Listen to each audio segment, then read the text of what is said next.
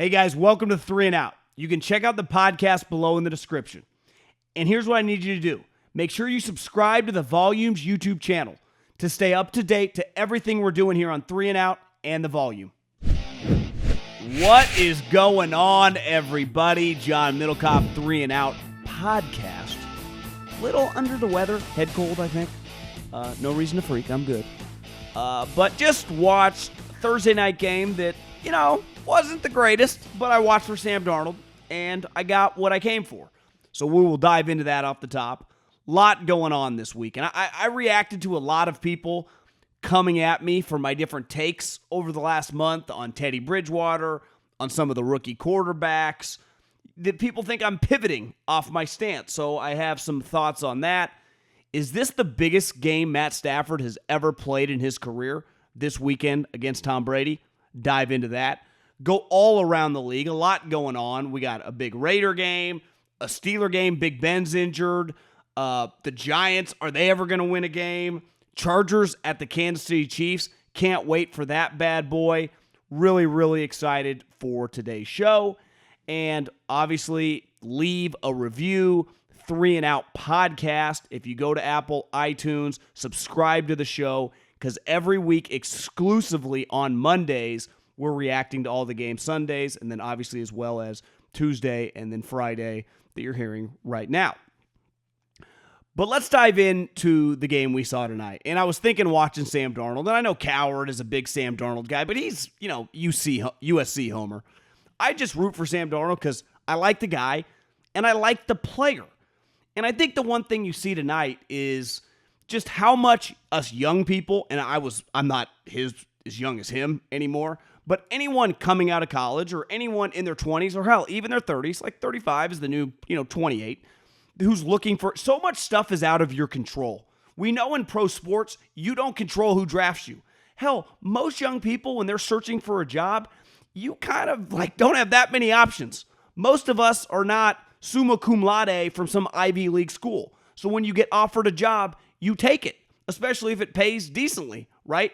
And then you hope you meet the right people, you get in, the right company, you can grow, or you meet people that go on to run other companies that take you with them. No different than football. You keep your fingers crossed that the right people draft you, and then let the chips fall as they may. But when you're young, you look back now, I'm 36, the first probably 10 years of my life post-college were kind of out of my control.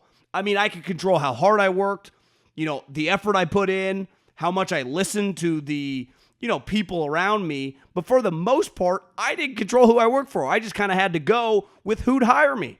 And you look at Sam Darnold, he didn't choose to go to the Jets. Now, it's cool getting drafted 3rd overall. And in theory, it's awesome. But if you look back historically at the draft, most times it's the worst teams. I mean, it's always the worst teams, but it's the worst organizations. And the organizations in football can make or break you. And when I say organizations, obviously we're talking the owner, but specifically the coach. And you watch tonight, think how many people that are listening to this podcast. I'm lucky. The 3 and Out podcast, we got a lot of people listening. If it was not for Colin Coward several years ago creating this podcast for me, how many people listening to me right now would know who I am? I would say the number would be really small. Sam Darnold. If Sam Darnold had been drafted by a really good coach, I don't think we would look at Sam Darnold right now like we do. He had to spend his first 3 years with Adam Gase, and it sucked. It was awful. Adam Gase, 1, he's just a weirdo. 2, clearly he was over his head as an offensive play caller and being the head coach. It was too much for him. It was a disaster. And Sam Darnold, he tried his best. He got banged up. He also got mono. It did not go perfectly, but the team was terrible. And as a quarterback, go back to Peyton Manning. And Peyton Manning is an all-time outlier. Any team that would have drafted Peyton Manning in 1998, Colts, any franchise, he probably would have turned out to be really good. But I've said it before. He got drafted to a team where his general manager is a Hall of Famer. They already had Marvin Harrison. The following year, they draft Edgerrin James. 2 years later, they sign a coach, Tony Dungy, who is now also in the Hall of Fame. Now, obviously, Peyton helped him out there, but still, Tony Dungy, on his worst day is better than like Adam Gase's best day. So who you surround yourself as a young person is like, it sounds like surround yourself with the right people. But in most people's professional setting, we don't really have that many options.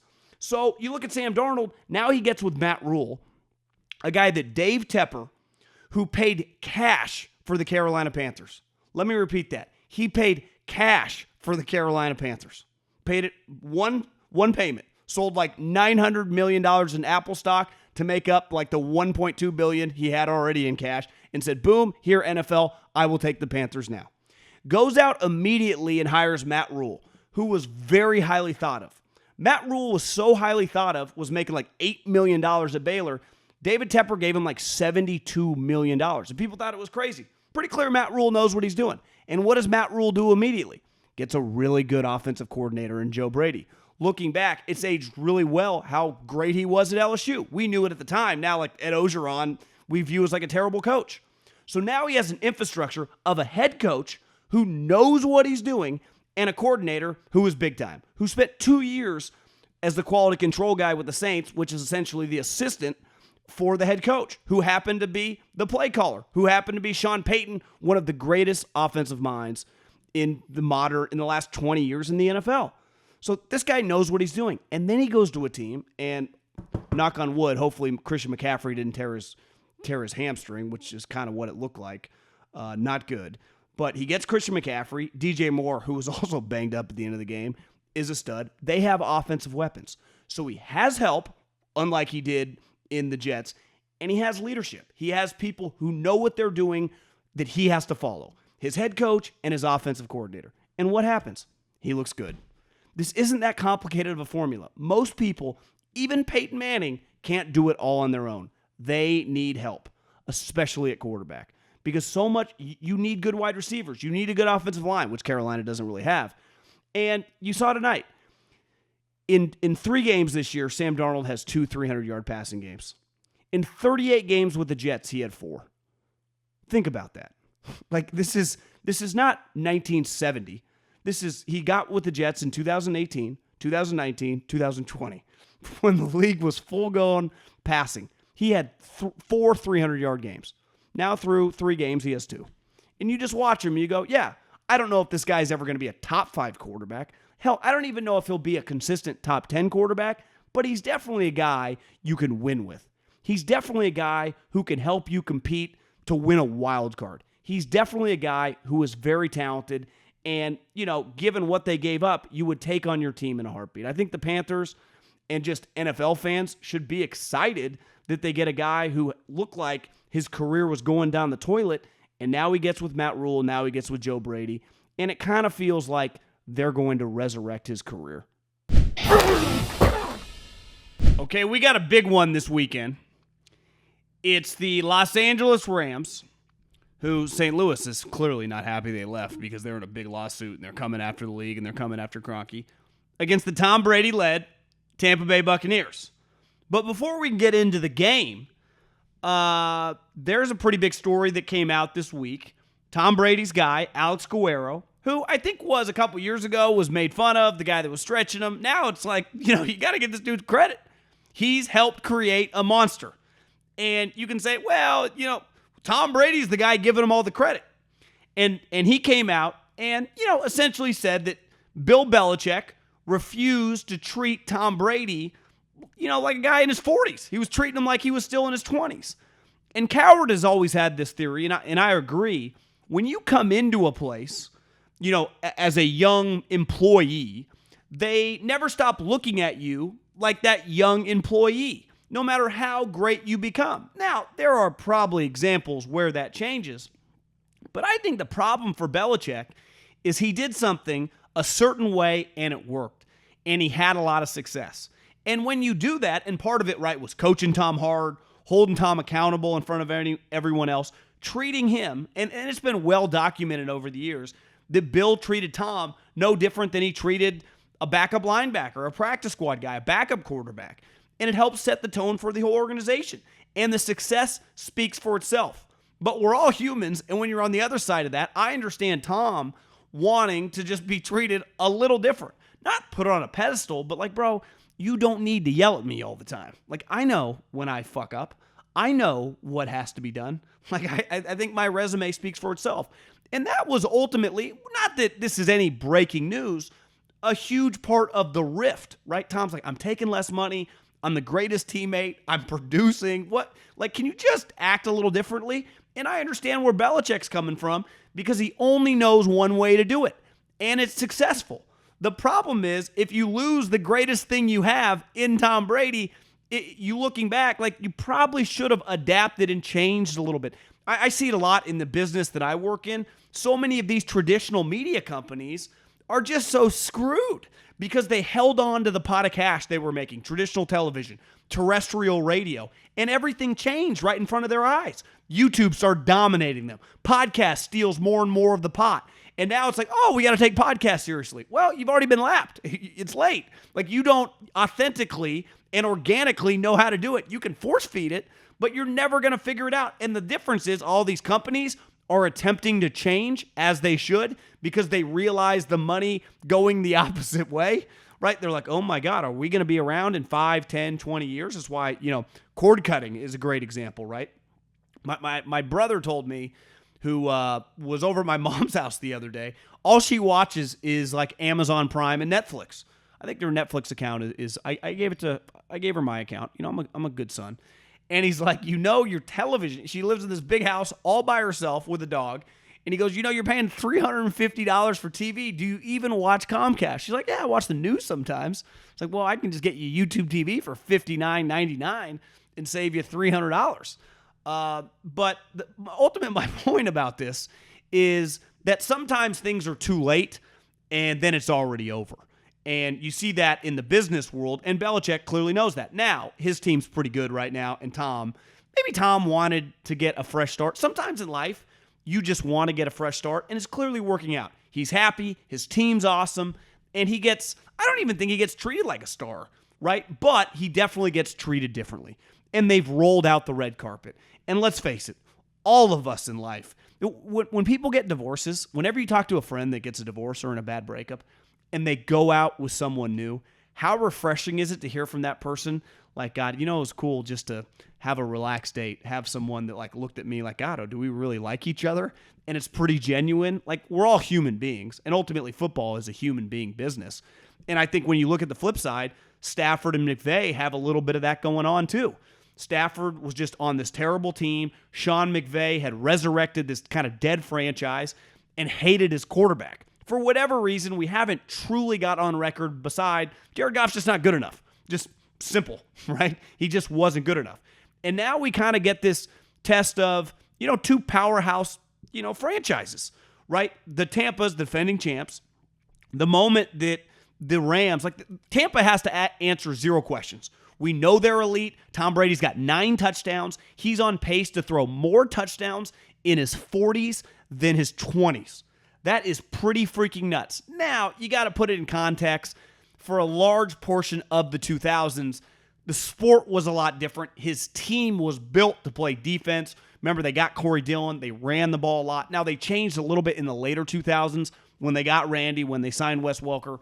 But, to me, when I think about Tom Brady, I think more 2007 to now than I do that first run, even though he won, 3 or 4 Super Bowls.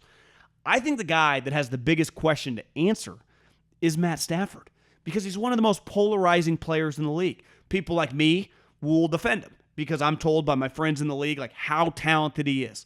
I watched Aaron Rodgers for years pound the table. I don't think you guys realize how great this guy is. And then if you just quote unquote study the tape or just watch a Matt Stafford game with the Lions, even if he lost, you could see the just elite arm strength. He had kind of this Brett Favre quality, but he was in a Lions uniform. And when I say Brett Favre quality, I don't mean he clearly wasn't winning like that. I just mean his talent, his arm talent, his ability to make these wow throws, and factoring in his toughness. We'll talk about some of the young quarterbacks later, and you know where I stand on playing young guys early. But when you consistently lose, not on the football field, anything in life, your confidence can go fast, and it's hard to build it back up. So his ability to keep his... Now, I know he was making a lot of money, but He finally gets to go to a franchise who's winning. He's now 2-0. People are going to be watching this game. Like, the bright lights are on. The defending Super Bowl champs are coming in. And people think this is a home game. You should win. Or at least, no one is acting like you're some little underdog here. And it's going to be fascinating. In games like this season for Matt Stafford, playing Tampa, obviously all 6 divisional games, the 2 against San Francisco, 2 against Seattle, and even the 2 against Arizona. Like, how do you look? How do you play? Because so many people defended you during your career. My hand is up in the air. And I'm sure many people listening to this, think Matt Stafford's pretty good. But there's also probably a lot of people listening to this that think Matt Stafford's pretty overrated. He's made like $250 million. He's never won a damn thing. I don't even think he's never won a playoff game. And we can argue all day long. Like, I would argue that no side's really right now. But this season and really the next couple, he can kind of create the truth about his career. See, this is what I would have been on a good team. I think someone DM'd me. I can't remember if it was the Middlekauff Mailbag last week, but if you had switched, or maybe it was Tuesdays, Stafford and Rodgers' career, what would it have looked like? And it's so hard to tell because Stafford, number 1 pick, starts immediately. Rodgers got to go to a good team and sit behind, a top 10 quarterback of all time. Even though they weren't totally friends, he got to relax. He got to watch. He got 3 years to improve in practice, change his mechanics. And by the time he got to start, he was like a ready-made pro. Most guys, even Patrick Mahomes, who is like the modern-day version of Rodgers, only got a year. And actually, he didn't even get a year because, remember, he started the 16th game.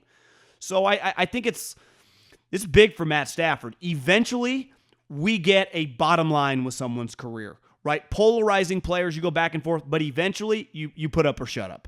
And he's at the point this season against these big games. If he comes out and throws a couple picks and they lose, you go, see, he's got some losing qualities. If he goes out, throws a couple touchdowns, helps lead the team, they're a team. The quarterback sometimes lead the team to victory. Well, the defense has to play well. They're playing Tom Brady. They got a ton of weapons, even if Antonio Brown's probably out this week. I just think this is a massive, massive week, and I can't wait to react to this game next week on how Matt Stafford plays in this game. One, hill that I was going to die on before the season started was I would start every rookie quarterback.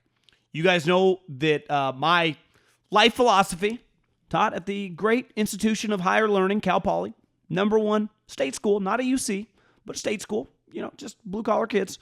And the motto was learn by doing. And the only way to learn by doing is to actually do, right? You have to do something. A lot of people talk a big game. The professors love theories on the whiteboard. I'm a big believer, dive into the trenches. If you want to start a business, you want to start a podcast, you want to learn to cook, just start doing it. And through trial and error, you figure it out. Now, some of you learn, you just read a textbook and then that's the way you learn. That's not the way I learn. I learn by actually getting my hands dirty. Even though, I work a white-collar job now, my hands don't really get dirty anymore. But you know what I mean when I say that. I have to do something to figure out how to ultimately do it. And I think most people learn that way, or it definitely improve that way, right? Because you can only talk about something so long and learn through someone else's teachings before you dive into kind of the deep end in any profession. And early on, Trevor Lawrence and Zach Wilson have really struggled, and I've kind of crushed them. Not the players, I crushed the organization. Urban Meyer is clearly a bottom 5 head coach right now in the NFL. So when you have a bottom 5 head coach and you have this premium prospect, they did the right thing, named him the starter. But that doesn't mean they're doing right by the player. Last week, Zach Wilson played the New England Patriots and Bill Belichick, the greatest defensive coordinator / defensive mind in the history of the greatest sport in America, the National Football League. And he threw 4 picks. It easily could have been 5, right? That, to me, is an organizational failure, not a Zach Wilson failure. Asking him to consistently throw deep. Now, some things are out of your control. When the ball snapped, the coach can't hold the guy's hand. I have no problem with a young player throwing an interception. This week, Justin Fields will start for the Chicago Bears. I had several buddies in the league that were like, even though Nagy's not naming Justin Fields a starter going into the season, he will be starting so fast because that offensive line is so terrible. And I understand that Andy Dalton got hurt kind of in a random, innocuous, like it didn't look like a major injury, but he was running. Why? Because their offensive line is terrible. And this week, Justin Fields, they are doing the right thing. Let him play. That's the only way to improve in football is by playing. Now, you can improve mental reps in the film room, but to actually get better, you have to play. And all these guys, now Zach and Trevor and Mac have 2 games under their belt. Fields just has a little bit of the last game when he got thrown in kind of in an, I don't want to say an unfair spot, but a spot that is, not advantageous to his success given that, you never rep with the ones when you're the backup. And this week they're playing Myles Garrett. Their offensive line is awful. And if you're going to ask him to do things, like if you keep asking Zach Wilson to throw deeper than 10, 15 yards against the Patriots in that game, he's going to throw interceptions. You're not trying to make the playoffs this year. Ask him to throw, I don't know, just some basic routes, a quick out, a slant. Hell, run the football. Oh, they're down, John. How are they going to come back? Who gives a shit? It's week 2. When you ruin a young person's confidence, whether it's football or whether it's anything in life, it's hard to get that back. And I see it with Urban Meyer and definitely going on with the Jets. That shit can unravel fast. And then how do you build the player who is your franchise back up? That makes me nervous. And you could argue my philosophy of starting these guys immediately, that's always a risk. Because usually when these guys who are drafted really high, a lot of times they have new coaches because those teams that were drafting really high fired their coach. And clearly Urban Meyer, swimming upstream without a paddle. I think Robert Saleh is a defensive guy. LaFleur had never called plays before this season. And it just feels like, God, are they a little over their head? Matt Nagy has a long history now in the league of calling plays. He's been the head coach. This is going on year 4. To me, he has to actively, 2 things. 1, wherever Myles Garrett is on the field, an unstoppable force, I would double team him every play. No, if he's moving, my tight end shifting, I would never let him be single blocked because your offensive line is so awful. If he's single blocked, he will kill Justin Fields. Not literally, but figuratively. And, he could injure him, right? He is a force to be reckoned with. And when your offensive line is as bad as the Bears is, you better account for him every single play. I would go back to Ohio State and go, Justin, what are your 10 favorite plays? They would be in the playbook this week. I would also, because right now his greatest attribute is going to be his speed. And really, beside Lamar and Kyler, he's the fastest quarterback in the league. He's a 4.4 guy. He can fly. I would implement some Lamar-type plays to just get, 5, 8 yards. He's going on the road against Cleveland. This, their team's good. The place is going to be rocking. They're going to be licking their lips playing a rookie quarterback. If all of a sudden you're down 14-0 and then you force him just because coach is getting this mind like, we got to try to win, and then you start throwing deep and he throws 3 or 4 picks, you could put this guy's confidence down in the dumps. And I would actively do everything possible to get easy wins. And when I say easy wins, I just mean moving the ball past the line of scrimmage. Don't ask him to run the same plays as Andy Dalton. Change the playbook. The plays should look dramatically different once we watch this Cleveland Bears game than it has the first 2 games with Andy Dalton. If it looks the same, that is what I would consider malpractice. That is, listen, Nagy's my guy, and I know several guys on that staff. I haven't talked to him this week, but that would be a shame. It really would. Now, it's difficult because a lot of times, beside Mac Jones, who went to a really good team with a really good coaching staff, you notice what they're asking Mac Jones to do? Hand the ball off. Get the ball out of his hand quick. They're asking him to do relatively basic stuff. Now, their team is much better, and they're equipped to do that. But even if Bill had a terrible team, he would ask the same stuff. He got Cam Newton last year. What did he ask him to do? Run around. Play to your player's strength. And you should do that whether the guy's a 21-year-old rookie or whether he's a 35-year-old veteran. And I think too often coaches get in this kind of this bunker mentality, this just in their office by themselves watching tape. Well, this will work. This will work. Well, maybe it won't work for the guy you have playing quarterback. Maybe that's not the right play to call. But they're like, this is what we do. Who cares what you do? What does your player do? So yeah, I always believe in playing these guys. But I have to actively think about how to protect them, how to put them in positions to have success, even if I'm not going to win the game. How do I build up their confidence while I'm losing? And that could just be little wins. That could be, hey, man, you created 10 first downs. Hey, man, you were 2 for 5 in the red zone. Those two touchdowns you threw were fantastic. You have to put them or just give them a chance. And that's what makes me nervous about what's going on in Jacksonville. Definitely makes me nervous about what's going on with the Jets. And we're going to see. Because if Nagy comes out with a game plan that has him running, maybe run some option, I don't know, just get him in space. Get him outside the pocket. Get him running, and get him running away from Myles Garrett. Because every single play that he is single blocked at the line of scrimmage, he has a chance to throw Fields to the ground. And that I have to avoid at all costs. All costs. The 49ers, for example, last week against the Eagles. Early on, McGlinchey gets smoked by Sweat. The rest of the game, George Kittle's helping him out. The Eagles have a fantastic defensive line. McGlinchey on an island against some of their speed rushers is disadvantaged for the 49ers. Well, what do we have? One of the best blocking tight ends in the league. Hey, George, this is not going to be one of the games where you're going to, have 100 yards receiving. You're going to need to block. You're going to act as our 6th offensive lineman. It did, it worked, and they won. Now, and I'm not even looking for the Bears to win. I'm just looking for them to build on-field strengths, which are dramatically different than Andy Dalton, a former kind of athletic guy who's now not really athletic. You watched him run to the sideline. He doesn't move very well. He's actually a pocket quarterback who doesn't have a great arm. And I know Nagy said this week that Andy Dalton's still their starter when he comes back. I hope that Fields shows enough where that's not even an option. Because nobody, again, nice guy. We always got to preface that with Andy Dalton, nice guy. He got so much credit this week on social media for clapping for Fields making a nice play. Think how low the bar is if you get credit for clapping on a teammate. Like, it's sometimes, it's funny, but it's also kind of embarrassing. And I'm not blaming Andy Dalton. He's just, just doing what normal, nice people do. They cheer on their teammates. Jimmy Garoppolo, I saw it with the Niners.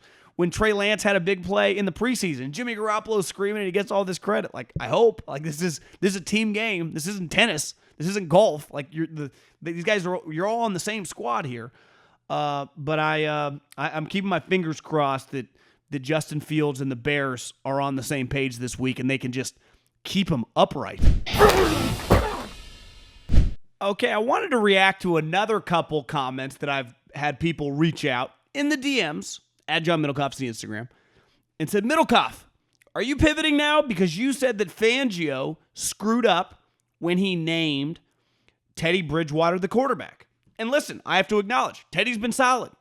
They have played the New York Giants and the Jacksonville Jaguars.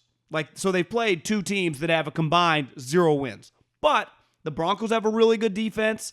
They have a good running back. They have talented skill guys. And Teddy, 4 touchdowns, 0 picks. Not Brady, 9 touchdowns, not a Kyler 8. So he's been solid. He's not some MVP frontrunner. Yeah, through 2 weeks, Fangio has gotten exactly what he wanted. My take on Drew Lock being the starting quarterback was more about when they play the good teams. This week doesn't count. They're playing the Jets, right? They're going to be 3-0 unless Teddy has the worst game of his career. I cannot see under any circumstances Zach Wilson going into Mile High and winning the game. So Vic Fangio made this move. Now, is there a chance that Drew Lock could have had a game the first 2 weeks where he threw a bunch of picks and lost them in the game? For sure. My take, though, was more about big picture for a team that has a bunch of talent. Can they get a quarterback who has enough of a ceiling to play against the Raiders, the Chargers, the Chiefs, the Ravens, the good teams in the league? I don't even have their schedule in front of me, but they're clearly, you don't get to play the Jets and the Jags every week. Eventually, we know that division's really good. The Raiders, Chiefs, and the Chargers, I think, are all, the Chiefs are, let's face it, they're going to win that division. Their defense needs to play a little bit better. Chargers and Raiders are good. The Raiders are 2-0. Beat the Ravens and the Steelers. So can you beat the Raiders with Teddy Bridgewater? Can you beat the Chargers with Teddy Bridgewater? Because if you simply look at a football game, a little bit like an NBA playoff series, historically you go, in an NBA playoff series, who has the best player? And if you just pick the team that has the best player, more often than not, you're going to be in pretty good shape when betting on the series. When you just go into an NFL game and your quarterback, it's one thing if you both have, if it's Russell Wilson versus Rodgers, if it's Mahomes, versus Lamar. Yeah, those are coin flips. But if I got Teddy Bridgewater versus Mahomes, if I got Teddy Bridgewater versus Lamar, that is a dramatic gap. That is wide. And that's where I wonder. I like Vic Fangio. I'm a huge Vic Fangio guy. Loved him since the Niners. I have a good buddy in the league who worked very closely with him, swears by him. I'm rooting for Vic Fangio to have success. I always enjoy just the Denver Broncos. I love Denver, and I've really only been there a couple times. I want to go there more. I was in the steam room a couple weeks ago. Must have been a really rich guy because he was telling me about all these vacations he's gone on the last 2 or 3 years. Said he went to Aspen, and I was like, God, the place looks sweet. Because remember in Dumb and Dumber, Jim Carrey went there. It looked really cool. I want to go there too. Never been there. Used to be a skier. Now I got the bulky knee. I can't really ski, but I'd go to the bar. I'd go hang out in the snow. So I'm rooting for the Broncos. My question on Teddy Bridgewater will not be answered till they play teams who are good. Because currently they, and I expect them to win this week. They will have beat 3 teams. And I'm not diminishing. You play who's on your schedule.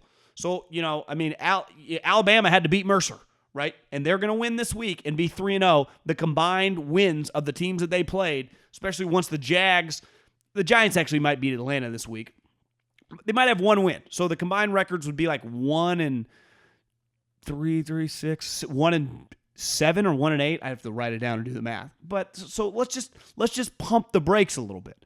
And the other pushback I got was from a lot of Colts fans and said I was being too hard on Carson Wentz. I did not say Carson Wentz sucks. I think Carson Wentz is still a very talented player. But it's all relative. The way I judge you, how good are you relative to the money you're making? So the moment you sign the, huge contract like Jared Goff did, he is now compared to other guys making $35+ million. We know that list of players. That is the standard you're held to. A little bit Josh Allen, who I saw a quote yesterday say, I haven't played that well through 2 weeks. Well, Josh is no longer being judged as like this turnaround project who's become a star. Okay, we just view you as a really good player. You're now judged as a $43 million quarterback. So we see it, in basketball and baseball all the time. Once you get these enormous contracts, you're no longer this little engine that could. Once you get the Max or Francisco Lindor got all that money from the Mets and then you have a shitty season, it's like, bro, you got to produce. That's why Bryce Harper this year is getting all this credit for the Phillies. He signed a $330 million contract. He's one of the best players in baseball. Max Scherzer has been making $30 million forever. I'll go to the war with Max Scherzer any day of the week. When I pay you a ton of money, my expectations for you are sky high. So Wentz, has been fine. My point is, I just don't view a guy who's looking like a $35 million quarterback. It's why Derek Carr this season, part of Derek Carr is like he makes $20 million a year. 20. So if he's going to play like that, he's one of the best bargains in the NFL. We talk about it all the time with rookie quarterbacks. Lamar wins an MVP on his rookie contract. Mahomes wins an MVP on his rookie contract. Last year, Baker played excellent on his rookie contract. Same with Josh Allen. You get extra credit for doing that because, damn, we had a top 5 or 6 or 7 quarterback in the league, and he was making $5, $6, $7 million. In a salary cap league, I know the booger eaters don't count their money. Well, that's how we got to talk about the sport because you get limited by the amount of money you can spend on the team. This isn't the Yankees or the Red Sox or the Dodgers. So how much you make impacts how I build the squad. And when I look at Carson Wentz for $35 million, I saw Phillip Rivers last year. Remember, Phillip Rivers made $25 million, and he was okay. He was solid. That's what I see with Carson Wentz. He's been okay. Nothing special, and now he's injured, which is clearly the bigger aspect. And like I said, I don't blame any player for getting hurt. No human being, hell, even if you're a non-football player. I remember one time I stubbed my toe against the wall. Most pain I've ever felt. We've all done it. It broke my big toe. Actually, it might have been my not the big toe, but the toe next to it, the long one. It was so much pain. I mean, I cried a little bit, not like baby tears, but just like out of pain. I mean, I swear I couldn't walk normally for weeks. And I didn't want to limp around. It was just an injury that happened because I was an idiot and I didn't see the wall coming. Just like Carson Wentz doesn't want to have multiple ankle sprains. No one wants to get hurt. But like that's part of his story. And I stand by what I said. If he had been a healthy player this whole time, I do think it's clear he's a much better player now. He's okay. He's solid. He's, probably middle of the road. But he is physically talented. He's way more physically gifted than middle of the road guys. I watch Kirk Cousins and I go, I'd rather have Kirk Cousins right now than Carson Wentz. I wouldn't even hesitate. Kirk Cousins is a much better player. And Kirk Cousins can't hold a candle in terms of talent to Carson Wentz. Not even close. Right? I take Ryan Tannehill over Carson Wentz right now. Again, availability and being able to play helps you improve. And already, Brett Hundley, who, I'm a West Coast guy, root for Pac-12 quarterbacks, but if Brett Hundley, who it's hard to tell, I guess Jacob Eason's a Pac-12 quarterback too, they were like splitting first-team reps. What quite is going on? Who's going to be the starting quarterback this week against the Titans, where the Colts are kind of, in a weird way, it's late September 23rd, so they kick off 26th or 27th or whatever Sunday's date is. Like, you go 0-3 and you've already lost the Titans and they have a 2-game lead on you and your quarterback's in shambles, like, they would be staring at bye-bye playoffs. It would be very, very difficult for them to go on a run, and I know they have before, but part of that is you got to have the quarterback on the field. And who could trust if Carson missed this game, even once he's able to come back healthy, that he'll be able to string 8 straight games together, let alone, I guess, however many would be left, 14. That would be a lot to ask. So the expectations are tied to your salary.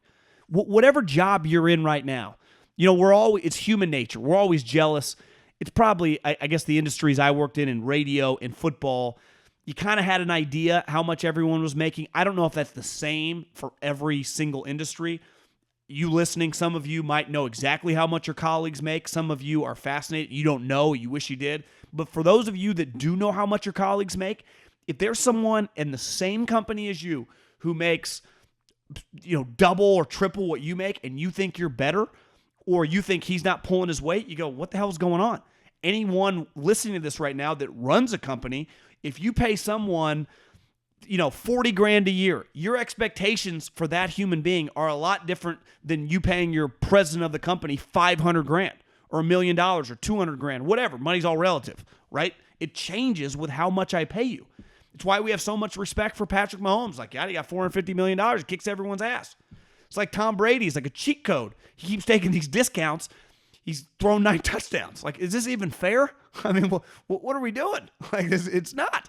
That'd be like the equivalent of like LeBron James or Steph Curry. Instead of making $40 million a year, we're like, yeah, I'll just make 22. Get me an extra couple of players. You'd be like, what? They're going to kick everyone's ass. It's just, we're never going to see another Tom again, because most players, and I'll never blame anybody, a little bit, because I do think if you're making 40, you could easily make 30 and make that up, easily as a quarterback. Plus, you always see every penny. But that's another conversation for another day. The expectations, like for Carson Wentz, are higher than Teddy Bridgewater, for example. It's just something to keep an eye on this weekend. Hey, what I thought I'd do is just go around the league. Some storylines, some games, things that I'm fired up this weekend. Roethlisberger has had quite the week. They lose to the Raiders. He just takes a dump on his offensive coordinator. Crushes him. Now, if you remember, every story said when they fired, I think it was the former offensive line coach that became the offensive coordinator to now Matt Canada is their offensive line or their offensive coordinator now. I think I might have said his name wrong. But every story was like, this is who Roethlisberger wanted to be the offensive coordinator. And then his quotes after the game was like, we don't run no huddle. We don't know what we're doing. I mean, just absolutely destroys the guy. Classic Ben. Throw guys under the bus. Then he's injured as well. And I think he's showing his true colors of being a 39-year-old kind of breaking down quarterback. And if he cannot stay healthy, which he's already heard, it would be a major, major problem. They play the Bengals. TJ Watt's status is somewhat up in the air the last I saw. I think on Thursday, I guess I'm recording this on Thursday. Wednesday, he was limited in practice, which is a good sign. Now, do they push him or not to play? We'll see. If he was playing, I would say their defense could just take over and win the game because the Bengals' offensive line isn't very good. But I like Joe Burrow, man. He's shown a little moxie. They beat the Vikings week 1. They actually played decent week 2 against the Bears. Definitely came back a little bit, I guess, when Fields came in the game. But this is you can't be losing to the Bengals at home after you just lost. Washington against the Bills, I saw some quotes. Taylor Heineke was like, "This is my job. Fitzpatrick's my guy, but I plan on keeping this thing. I'm the starting quarterback for the Washington football team." Well, you're playing the Bills, who got a pretty good pass rush now, and a pretty good head coach, a defensive-minded guy. I think this game could be pretty tough. And I think in games like this against other playoff-level teams, you'll see why Washington is screwed, and they're going to be in the quarterback, a true starting quarterback. Whether it's a big trade-up to get a guy this offseason, whether it's trading for, a younger bridge quarterback like Jimmy Garoppolo. But I think Taylor Heineke could be in for a long game. And I do think there's some pressure might be the wrong word, but just we're all watching. Like, is Josh Allen going to get this thing rolling? Now, Washington's defense, while a little overhyped, is still pretty good, is something to just, can they carry the squad? This is a pretty big game, for the Bills especially. But if Washington wins this, you're 2-1 with a win over the Bills. You'd be feeling pretty good. Chargers at Kansas City. The Chiefs' defense has not been good. Now, they played Lamar Jackson, who just flipped the switch as a coach in the league. I was texting with earlier this week was like, he said, "You know who Lamar Jackson is?" I said, "No, who is he?" He said, "Michael Jackson." He didn't even explain it, but we've never seen anything like this. He is a remarkable player. So if your defense, struggles against Lamar Jackson, I give you somewhat of a pass. Now, we understand the Kansas City Chiefs are not the 85 Bears on defense, which I actually stumbled upon that 30 for 30. Fantastic. That 30 for 30 is elite. Ditka and Rex Ryan's dad, Buddy Ryan, they hated each other. They didn't talk. Buddy constantly told Ditka to get out of meetings. Ditka, I think he was hired in 82, made $100,000. He was the lowest paid coach even at the time, which $100,000 in 82 was obviously a lot more than $100,000 now, was still the lowest paid coach at the time. Fantastic 30 for 30. If you ever get a chance to watch it, check it out. But the Chiefs defense, against the Chargers, Herbert is a completely different animal than Lamar. He's not a scramble guy, though he can run. Lamar is, making you miss in space. I think I saw Devontae Adams said this week that he watched film this offseason of Lamar to learn how to juke guys. Like some guys, when I was with the Eagles, Shady McCoy, you either have the wiggle or you don't. And it's something that Lamar, he would make most defenders look bad. I remember a couple years ago when they played the Niners in a rain game, he was juking out Niners, and they were the best defense in the league that year. Like, I give you somewhat of a pass, but the Chargers, Keenan looks fantastic. Mike Williams is an animal. Eckler's a solid player. They have offensive firepower. Now, can they beat the Chiefs? At Kansas City, early morning kickoff, both teams are coming off a rough loss. This game's good. I can't wait to watch this bad boy. Mahomes, just simple reality with the Chiefs, and they know this. Mahomes knows this. Andy knows this. It's not like it's not top secret. They need him to be awesome for them to win. And let's face it, for the last 3 years, he's been freaking awesome, and they've basically won every game probably except like 8. How many games have they lost in the last couple years? They went to the AFC Championship. I think that year they go 13-3. The following year, they go 14-2. They just don't lose many games, That's why it's so weird when they lose to the Ravens. The last several years, they only lose 2 or 3 of these a year. And then, they won the Super Bowl the one year, and last year they won the Super Bowl. We're just not used to seeing Mahomes and Andy go to midfield, once the clock's hit 0 and they don't have more points than the other team. At this point in time, it's kind of glaring. It's like, whoa, it just kind of hits you because we're used to seeing them win. I do think this is they're going to come in firing on all cylinders against the Chargers. Divisional game, especially if the Raiders, who probably are going to win against Miami, and Denver's definitely going to win against the Jets. Whoever loses this game, all of a sudden you're 1-2, and you have multiple teams in your division 3-0. Plus, the Chiefs and the Chargers, you lose this game. That's a divisional game, especially for the Kansas City. It's at home. This is a big game. And like I said with the Raiders, can they start 3-0? Tua's out. He got absolutely mollywopped, destroyed, and has hurt ribs. Here's the problem for Miami. Their offensive line's not very good, and Jacoby's a bad athlete, so he can't run away. Not that Tua could, but Tua's a better athlete than Jacoby. Now, is Jacoby a better quarterback than Tua? Maybe. He definitely has more experience and has played better in more games than Tua ever has. But the Raiders' defense is playing much better. The Dolphins have scored 17 points all season. The Raiders have one of the best quarterbacks right now in the league. Now, one thing the Dolphins have, they have pretty good DBs. And Ruggs has been going off. Bryan Edwards has been going off. It's going to be a fascinating matchup. I do like the Raiders in this game.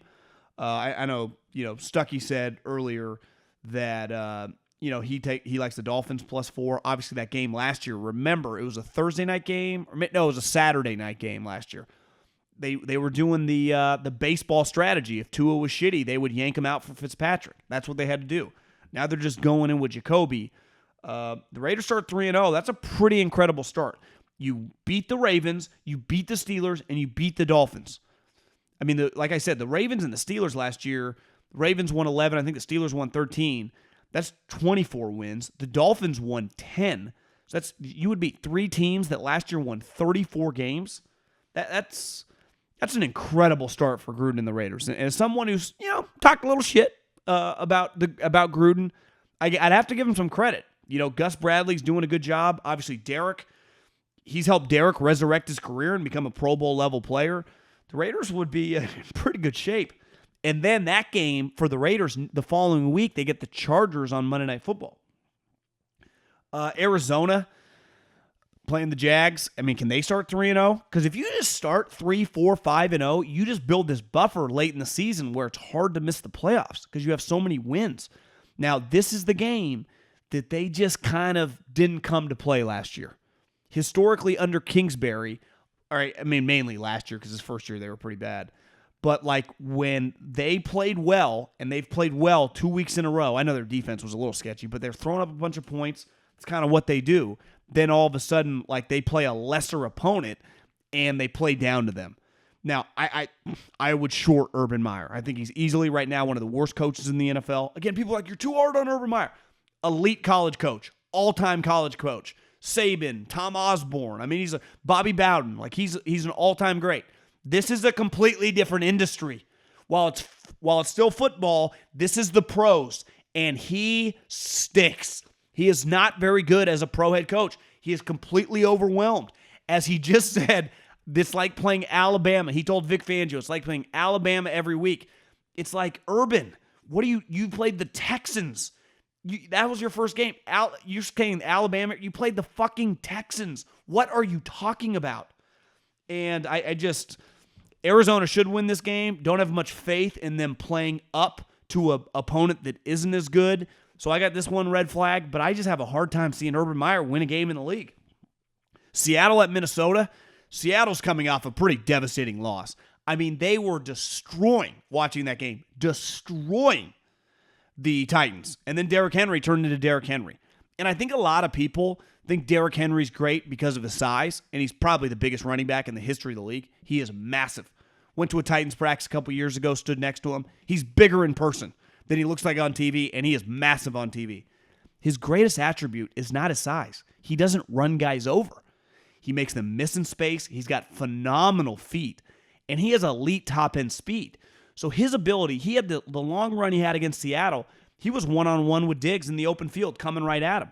But he can take an angle, he can make a miss, and then he can beat him straight line. He's faster than most DBs. I think he's one of the most unique players we've ever seen, right? He's just, like, I'm back to the 30 for 30. Walter Payton obviously was passed away when they shot the videos, but you just watch the highlights of him. Walter is very, like, running guys over, lowering his shoulder, Bo Jackson style, trucking, running, or DBs and linebackers. Derrick Henry does not do that. He runs around guys. I'm not going to call him a finesse back, but he's a very, very skilled big back that wins on speed in his feet. So can Seattle, Minnesota has Dalvin Cook, who's banged up. I think he missed practice on Wednesday. It's hard to tell sometimes with great players, like whether they practice or not. You never know if they're going to play in the game. Like with younger, unproven players, you get a pretty good idea. But with great veteran players, like they can take the week off of practice and still play in games when they're a little banged up. Can Seattle stop Dalvin Cook? And say what you want about Minnesota, who is 7-11 since week 1 last year. They have to be the best, losing record team in the league because their offense has been awesome. Watching that game against Arizona, Cousins is good. Now, is he a top 10 quarterback? Probably not, but he's somewhere like 11, 12, 13. He pushes the ball downfield. They have a ton of weapons. Aqib Talib called it third and Thielen. Thielen's a stud. Jefferson's a stud. Cook's a stud. They have weapons galore. Their problem has been they just can't stop the other team from scoring. So this could just be a shootout. Home opener, Minnesota. Everyone doing skull. Place is going to be rocking. You'd think. Maybe people are pissed off because their team's not any good. Their kicker just needs to start making kicks. Like somehow, when you have a 30-yard field goal, a 35-yard field goal, an extra point, you have to make them. And whenever I watch Minnesota and someone DM me, a Vikings fan, is like, do you think it's crazy that I think we should trade a second-round pick for Justin Tucker? I said the problem is I would do that if I was the Vikings. The Ravens, they love Justin Tucker. So they wouldn't trade him to you. Now, a lot of teams would trade their good kicker for a second-round pick, but you wouldn't want to trade for a Hall of Fame kicker if you're going to use a second-round pick. So they're kind of in no man's land. It doesn't make any sense to make a move beside for the top guy, but the team with the top guy is never going to give it to you. The analogy I used, it'd be like spending $5 million on a house that's worth $3.5 million. Because is Justin Tucker truly worth the second round pick? Probably not. But if you got $5 million and you're a rich guy, you're like, I want this $3 million house, I'll pay $5 million. But if I'm living in a $3.5 million house, I might be rich too. And I might go, you know what? I don't want to fucking move. I don't want to get movers. I like my home. I like my man cave. My wife loves the kitchen and our master bedroom and our walk-in closet. We don't want to pick up and move. So yeah, are you offering me way more than my house is worth? For sure. But I like my pad and I'm not moving. Now, if you're going to trade for a lesser kicker, the second round pick, and be like spending $5 million on a home, but buying a $1 million home. So the person, if I owned a $1 million home, and you offered me $5 million, I'd be like, yeah, I'll be out by tomorrow. Where do I sign? Here's my bank information. Send that. Here's my real estate agent. Let's do the deal today. Everyone would do that deal. So if you called up majority of the league and offered a second round pick for their kicker, they would say yes. They would drive the kicker to your facility. But it doesn't pencil for the Vikings. So they're kind of in a tough spot. The last game that I saw that was somewhat intriguing is the Giants in Atlanta. Obviously, Atlanta's a joke. They put out that statement like, hey, teams, if you're putting out statements apologizing for losses week 2, we got problems. Also, why are you guys so obsessed with social media? Just play the games. We get it. Your team sucks. You don't need to put out these statements. But they did. Whatever. Atlanta, if the Giants lose to Atlanta and go 0-3, I think you would have to start asking yourself, is this whole thing just a disaster? And I know the Giants don't want to go down the road of, firing everyone again, but would there be something to be said about maybe just blowing it all up? Listen, we took McAdoo, that failed. Then we went down to Shermer, that failed. Then we thought we hit this home run that no one knew was coming in Joe Judge, kind of out of left field. You're like, oh, who's Joe Judge? I mean, let's face it. Unless you were a diehard Patriot guy or a diehard Alabama guy, the majority of us, including myself, who follows the NFL for a living, and listen, I mean, if you listen to the show, we talk a lot about coaches and a lot about assistant coaches. I didn't know who Joe Judge was. Maybe he's just completely over his head. This tough guy act, maybe it doesn't work. If you lose to the Atlanta Falcons and you're 0-3, now, I've defended them. I don't blame them for Daniel Jones. But if you can't beat the fucking Atlanta Falcons, maybe it's time just to blow it up. Start over at the end of the season, get a GM, get a head coach, bring them in at the same time. Because what are you going to do? If you go 4 wins, you're just going to fire Gettleman and then you're going to let Joe Judge influence the GM coming in? What has he proven to be able to pull the strings to get a GM coming in? I just feel that the Giants organization for this powerhouse franchise is somewhat lost right now. At least Atlanta, they suck, but they brought in a new coach. They brought in a new GM. It's just everyone kind of knew they weren't going to be any good. Whenever I heard anyone say, I think Atlanta's kind of a sleeper team, it's like, what are you talking about? Arthur Smith, he's this genius offensive coordinator. Yeah, with a running quarterback and a running back, that's how his offense thrived. He had an athletic quarterback and the best running back in the league. That's not the case here. He has a quarterback who's, beside Brady, probably the slowest quarterback in the league. He doesn't really have a running game. Like they run a passing offense. So it's just, they're not really on the same page with Arthur Smith's strengths. And maybe he's really good at, dealing with a guy like Matt Ryan. We just haven't seen it. His 2 years as the offensive coordinator, he thrived with Tannehill. Former wide receiver, one of the better athletes at quarterback. And they had a running back that ran for like 3,600 yards over 2 years. So I just think the Giants got to win this game. Like you just can't lose the Atlanta Falcons. You just cannot. If that happens, I'm sorry. I wouldn't think that firing the operation would be that big of an overreaction. Okay. My man Stuckey is hot. 4-2 on the year. The Indy game was close last week, but it covered. Now we're into week 3 already. It's crazy. Once the NFL season starts, it gets going fast. You can catch them every week. Action Network podcast comes out Thursday morning. Gambling galore, picks galore. And clearly, if you follow this guy's words of wisdom, you'll pick winners. So, Stuckey, what's up, man? Hey, what's going on? Yeah, I think as far as the show picks have gone, probably adjust result. We probably should have covered that New England game in week 1, if not for a couple of fumbles. And then we got a bit lucky with the Colts. I know they failed in the red zone, but we got a little butt fumble on a punt that helped us out late. So anything you can do to get to the window, I'll take.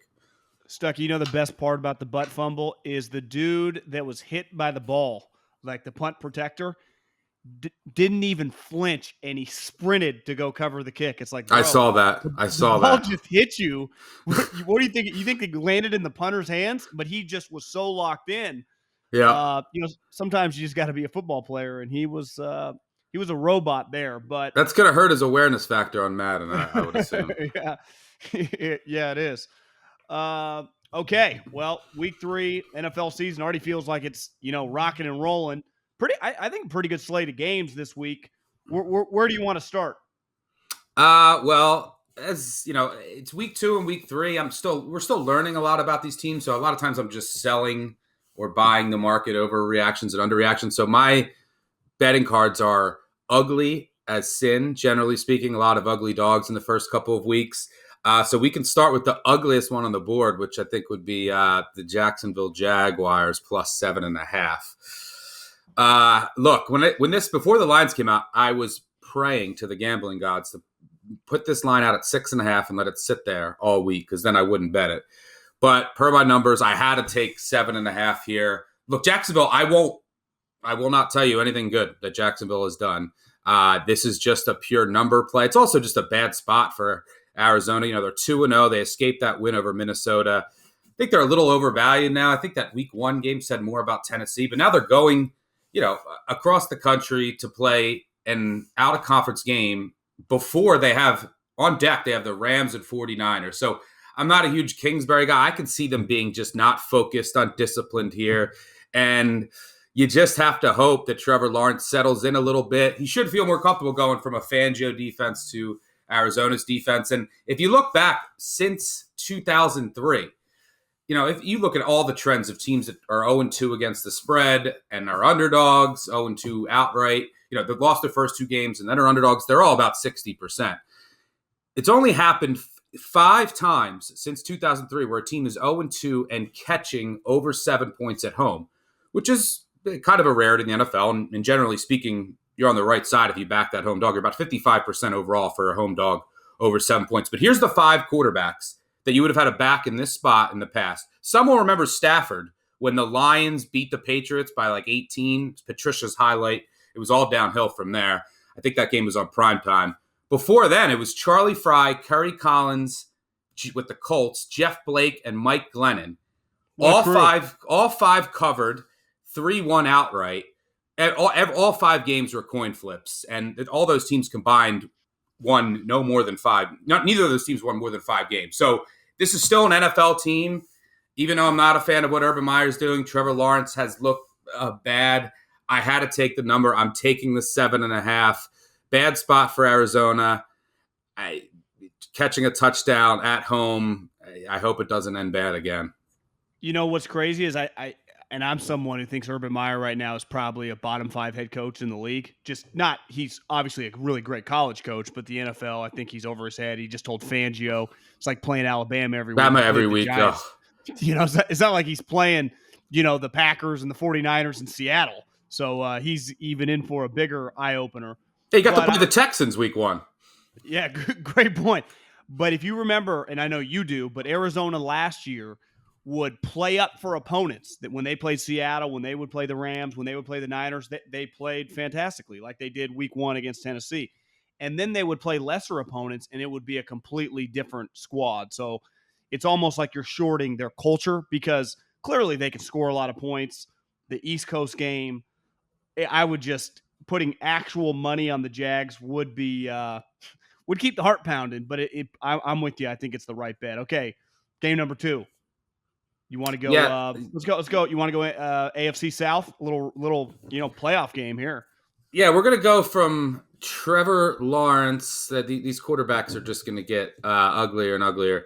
To potentially Carson Wentz might play. We're gonna take the Colts +5, 5.5 at Tennessee. Carson Wentz might play as 2 beat up ankles, or you might see 2 quarterbacks. You might see Jacob Eason. You might see Brett Hundley in there. They were sharing snaps. Who knows what you're going to get?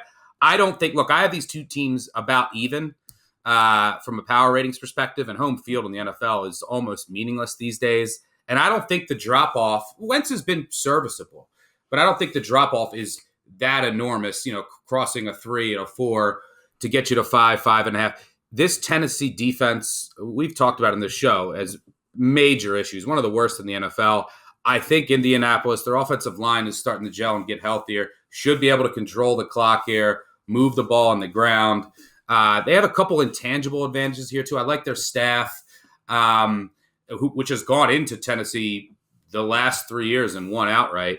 I like that, their special teams have an advantage. This Tennessee defense is going to keep you in games. Divisional, desperate dog here on the road with a good staff that I think will have them prepared. I'm taking the 5.5 points in a game that, if you look at the Colts' next couple games, I mean, this game could be for the Colts season. I think that Wentz might try to give it a go, and who knows how many different quarterbacks you'll see, but I think that they're going to rely on their ground game. They'll have a good defensive game plan, and I think they can keep this close. I think I'm with you because if you're Indy, you'd be 0-3, and so you'd be 2 games back of Tennessee, and they'd already beat you. And then, like you said, the schedule coming up, it'd be over. It'd be over early. Lights. And it's clear with Tennessee, for them to win, Henry has to turn into a Hall of Fame back, which he did last week, which he's done in the past. It's a little harder against Indy's front 7, right? You don't expect him to just, I know it's at home, but run for $150 plus, which puts them in the best position to win. So but I read a headline, and I know you just mentioned it. Brett Hundley, what if he has to start? That seems pretty nuts. If you tell me Brett Hundley starting, a little like betting on Jacksonville, it is hard to put money on a Brett Hundley team against, Tennessee's been a playoff team the last couple of years. Yeah, I'm hoping the Brett Hundley starting means he's handing it off and throwing very easy passes against this soft secondary and not trying to throw any deep outs or anything like that. But it's definitely scary, and that's built into the line. But I'll side with the divisional dog.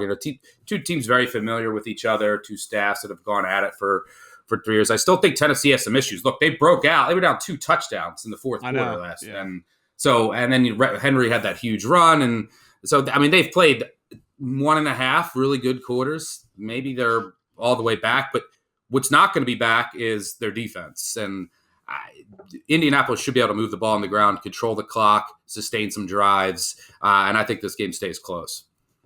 This last game, when you sent over the pick, surprised me a little bit. Tell me about what you're seeing in Vegas. Yeah, I took Miami +4. Again, we're going from potentially Brett Hundley and Trevor Lawrence to now Jacoby Brissett. Again, I think this is an overreaction to what we saw the Raiders do over the first 2 weeks. They upset the Ravens in a game they were down, 17-7 in the fourth quarter. I mean, they were down and out, and just a crazy turn of events, and they end up winning that game.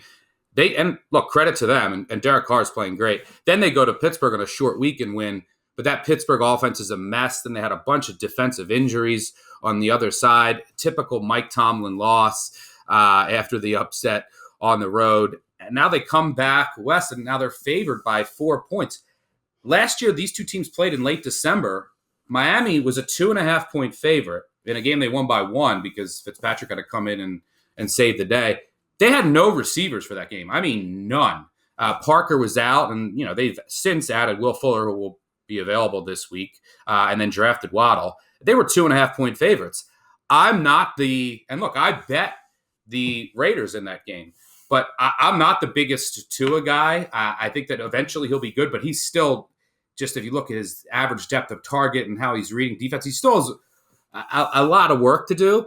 This is a huge overreaction because I don't think the drop-off is that far. You're getting just an inflated Vegas number after 2 upsets over the Steelers and Ravens. And look, I think this is going to be a lower scoring game. Miami will come up with a good defensive game plan. And the Raiders defense is better because of their new defensive coordinator, their better coach. They added some pieces, but you can still attack them in pockets. I just think this is an overreaction to the quarterback injury for the Dolphins, which I don't think it's that big of a deal. Tua hasn't been lighting, the world on fire at quarterback, and what Vegas has done over the first 2 weeks. Meanwhile, Miami's coming off of losing 35-0. Teams that have not covered by 28 or more points the week before, but 63% against the spread historically the next week. So I expect a bounce back performance here from Miami. Wouldn't be surprised, if this is a field goal game either way, the 2017 lower scoring game. So yeah, I'm trusting Jacoby Brissett here. Which makes sense, right? You lose by 28 points, which is an absolute ass kicking in the NFL. You're going to come back and show a little moxie, a little fight. My question, the market wants to send the market. The general market might oversell you after that happens as well. For sure. So it adds up. Miami's offensive line has been terrible. They've scored 17 points all season. Jacoby is not a great athlete. So now Vegas isn't exactly rolling out Howie Long and Khalil Mack, but like you said, their defense has been better. I just wonder if they can't block anybody, he's kind of a sitting duck. But the Dolphins do have a couple good DBs. The Raiders wide receivers have been playing well. That should neutralize that a little bit. Vegas, could they be feeling themselves a little bit, right? I mean, most people, when I looked at that schedule, I thought, hell, they're going to be 0-2. And now they're 2-0. Everyone's kind of anointing them. Kind of nuts. They're only 2-0 teams in the AFC, and they're obviously one of them in Denver. So, this feels a little bit like a trap. I could see a little bit like the Arizona game. Is it fair to say the public is going to be hammering Arizona and hammering Vegas this week? Oh, yeah. You'll probably, I don't know.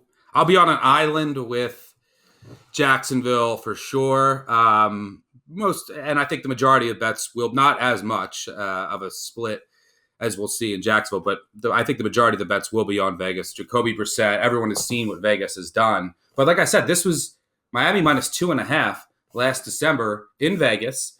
And I mean, granted, there were no fans, but Miami didn't have the top 3 receivers it has now. And I just don't think that there's a massive drop off between Tua and Brissett, where this line should now be 4. Yeah, the Raiders are improved, but that's a big move. And, if this line was maybe, what I make it is, Vegas a little over a 2-point favorite, 2.5. If this was right there or 3, I wouldn't touch it. But now you're going to give me 4, a key number in the NFL. I'm taking it, and I'm hoping for some Miami turnover luck. They tend to get on the right side of turnovers more often than not. So hopefully that's on my side. Before you leave, I just want to ask about one more game. I know I didn't tell you about this before, but the Niners hosting the Packers 2 years ago when they were both good, the Niners kicked their ass twice. Last year, that Thursday night game, you remember the Niners had all those false positives. So Trent Williams, Brandon Ayuk, all those guys were out. Jimmy was out. They were bad. But I think the two teams playing well has more kind of parallels to 2 years ago when they were both good and they met in the NFC Championship, and the Niners just kind of shoved them around. I'm watching the Packers, even in their one win, they look a little off. I kind of like the Niners, to cover again in this week. Yeah, last year, Mullins started, and I forget that receiver's name who had like 200 yards receiving for them. He had like 15 catches. So one of the receivers went off who doesn't start now. It's going to kill me not remembering that. But yeah, from a scheme perspective, you could throw out last year. From a scheme perspective, this heavily favors San Francisco. This is the type of team that they just run all over. Like Shanahan lives to scheme up a game plan to take advantage of this soft Green Bay defense, which just can't really defend the run. We saw it in week 1 when the Saints just ran at will over the Packers. And last week, Detroit had success running against Green Bay. So, I agree with you. The one thing that does scare me is San Fran's secondary kind of beat up going against Aaron Rodgers. I'm curious to see how San Fran plays this. In the past, a lot more cover 1, cover 3. But you saw the Saints 2 deep shell. Look, we'll just take away Devonta Adams and what Rodgers likes to do deep, and we'll let you beat us underneath. And the Lions took the same thing. Yeah, and the first week 1, Aaron Gunn played cover 1, cover 3, and was blitzing, changed his whole approach. I'm curious to see if the 49ers take that same approach with their beat-up secondary, and they have the linebackers and defensive linemen that the Lions don't to, match up with Aaron Jones, who just took advantage, and credit to the Packers for being patient. But, yeah, I think from a scheme perspective, this is a dream matchup for San Fran, their offensive line, and what Kyle Shanahan wants to do, especially if they get out to a lead early. Stuckey, you the man. Action Network podcast every Thursday morning. Have a good weekend, bro. Absolutely. Good luck, brother. See ya. Okay, let's get to the Middlekauff Mailbag. At John Middlekauff is the Instagram. Slide up in those DMs, get your question answered here on the show. It's pretty easy. It's a little thing called Instagram, owned by Facebook. I think they bought it back in the day for $1 billion. It's definitely worth more than that now. I think you can actually kind of save Facebook. Big fan of the pods. Wanted to hear your thoughts on a couple Cowboys theories. Do you think Hard Knocks exposure, despite how tame and boring it was, helped motivate McCarthy? I do not. I don't think Hard Knocks played any role in anything Mike McCarthy is doing. Now, I don't know exactly what he does. He doesn't call the offense, doesn't call the defense. Obviously, he doesn't know anything about special teams. But I think his motivation was just simply they sucked last year. Now, part of that, Dak's getting injured. But I think Hard Knocks plays zero role in anything the Cowboys are doing. You think Micah Parsons' pick was kind of like Zach Martin pick, where it was a great pick, but not as sexy of a pick that we know Jerry likes? I think part of the reason it wasn't a sexy pick because the guy opted out. So part of opting out in a season, if we don't really see you for a year, just a little out of sight, out of mind. It was a little that way with Penei Sewell and even Jamar Chase. I mean, all 3 of those guys went in the top, 11? But think about the guys that were the most polarizing draft prospects this year. Mac Jones, Justin Fields, Waddle, Devontae Smith. I mean, the guys that played. And Trevor Lawrence, Zach Wilson. When you play, you're just more, in our consciousness. You're in our everyday vernacular because we're talking about you. And when you don't play, Micah Parsons was a very, quote-unquote, football sexy, right? I mean, he kicked ass 2 years ago at Penn State. He's a sweet player, but he didn't play last year, so we just kind of forget about you. Fair or not. Lastly, do you think Dan Quinn will be a competent DC this year because he can pour all of his focus into that side of the ball? Keep rocking with Guy and on the 3 and Out. I find both pods months ago, and I haven't looked back since. I appreciate it. Full name on the internet. Braxton Bennett. I like it. I would say Dan Quinn, I think it's human nature. Have you ever tried to do 10 things at one time? Let's even say like 4 things at one time. It can feel overwhelming. I know sometimes I'll be like, "What? I'm trying to half-ass like 3 things at once. Why don't I just focus on one, write down the other 2 things, and then just bang it out, in order or whatever, right? But just one, focus on one, do it, then focus on the next thing. It's why it's so impressive any great CEO, Belichick, Andy Reid, Sean Payton, Pete Carroll, these older coaches that have been head coaches forever. Think how much stuff is coming at them left and right. And unlike, Belichick, Pete, and even Arians now, like they get to, they're playing a CEO role. Andy calls the plays, Sean Payton calls the plays. Think about being an older head coach while you're still calling the plays. How much stuff is coming at you all the time, because you still have to worry about your defense, your special teams, coordinating everything. There's a lot going on. I mean, it definitely should help him out a little bit. But I'd argue, like, when he was in Atlanta, he wasn't calling the play. What was he really doing? He was just being the CEO guy.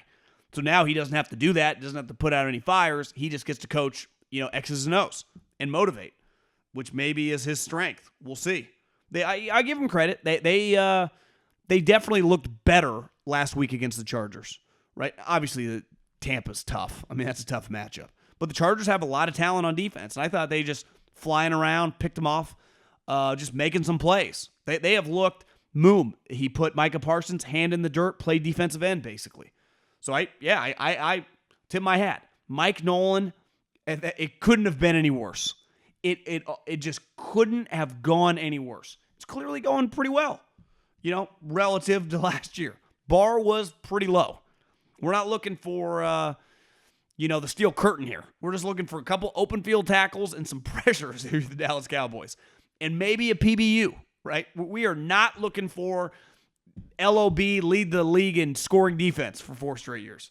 Can we just get a couple stops on third down? DM, bro. Question for the pod. Lifelong diehard Raiders fan. I'm 33. Good age. This Gruden Carr offense reminds me of the Peyton Manning offense. Gets to the line with 4 plays in mind, calls constant audibles, and waits till the last second to call a play. Obviously not to the same level as Peyton, but what's your take? Well, I remember when John Gruden got the job and he was in Napa, him and Peyton are pretty good buddies. And Peyton came out to hang out with him. So if you remember, John Gruden calling Peyton Manning games, calling him the sheriff, it was like he'd have a half chub when he was calling Peyton Manning games. I don't blame him. I mean, Peyton Manning's one of the more entertaining players in the history of the league, and what he's doing right now on the Manning broadcast is freaking awesome. He went from 800,000 viewers to almost 2 million viewers. Peyton Manning's a needle mover. I would imagine. And did you see, like, Peyton Manning was so fired up to talk Raiders week 1? I think he's just tight with Gruden. And I think he likes Derek. So I would imagine they've picked his brain and stole some stuff. But like you said, I mean, Derek ain't Peyton. But yeah, I mean, it's different. Here's the main difference. Peyton was the offensive coordinator. Peyton called all the plays. Gruden's still calling the plays. Now he's working, hand in hand with Derek, but it's a Gruden show that Derek runs. It was a Peyton show that everyone followed. I heard a story once from people that were in Indy that Peyton would walk out to practice. Like, if you go to most practices, there's a script, and the script is the practice. So every practice has, let's just use an even number, 20 periods in a practice. And let's say every period is 5 minutes. Well, once you get out of individual drills and get into group and team situations, you start running plays. And when you run the plays, you're not just running random plays. They're scripted. Well, when you'd walk out to the field, Peyton Manning would meet whoever is quarterback coach or offensive coordinator, and they'd hand him the script. Peyton would grab a red pen. He's like this, like this. No, we're going to change this. We're going to change this, like this. This is good. This. Peyton was the boss, as he should have been, So it's what, in a weird way, for Tom, who was more accomplished, right, than Peyton, even, in the 2000s, he had the 3, Peyton only had the 1. Tom always, I feel, and I don't blame him, aspired to have that type juice, have that type control. Guess what? He gets it now. It's working. And you should give those type guys that much juice. Just like I'm not saying Derek doesn't have a lot of influence, but it's just Peyton was the extreme. There might never quite be anything, I would say, like that again. And with a guy like Gruden wants to call the plays. And he gives Derek a little more rope the more he can prove. That's how you should do any job, right? Any employee who's really talented. Give him some rope, let him do some stuff, and also advise and try to influence him in what you see from your point of view. The best part about working, like as someone who tried to do a lot of stuff by themselves, business from like 15 to like 18, you can only do so much stuff yourself. And ideas come from other people that are things that you would not have thought about. So that there is, even if your quarterback is like Kirk Cousins, like you should just take some of his input. You should always take the player's input and what he's comfortable with doing. What's up, John? Big fan of the pod. Just curious, with all the injuries to running back on the roster, why isn't there any talk about Kerryon Johnson being brought up off the practice squad? I think, is Kerryon Johnson, are we talking Niners right now? I'm not exactly sure. I don't, the best part about my job now is I'm not super locked into practice squads. When you're a scout, you spend so much time watching and following practice squads. Yeah, he's at the Niners. Yeah, I mean, I think that the thing is, when you have a bunch of injuries with the bigger rosters now with practice squad, you can play Kerryon Johnson at practice right now. Let's just use this hypothetical.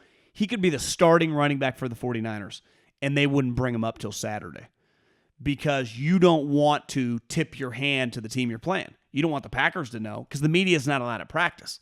So no one knows who's the starting running back. So all of a sudden on Saturday, you bring him up. Hell, he could be the offense goes out the first snap of the game and Kerryon Johnson's out. But if you bring him up now, they have all week to watch some of his film. Now they know him because he, played for the Lions. So it's really, I mean, you could argue some of that stuff's overrated.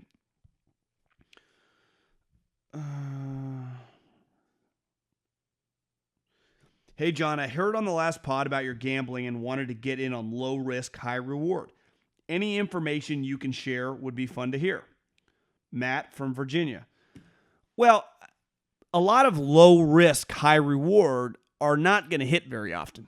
The reason I made, again, I'll pump my chest a little bit, turned $150 into $5,700 was because I bet on one individual to win a golf tournament. So you bet on one guy against a field of 120. It's not high odds, right? It's why they give you 60-1. And then my other bet, the parlay that I think was a $100 parlay that paid $2,600, I had to have all three teams win outright. So anyone in Vegas will tell you, parlays are not a smart bet. So the way I made a lot of money, we're doing bets that don't usually hit.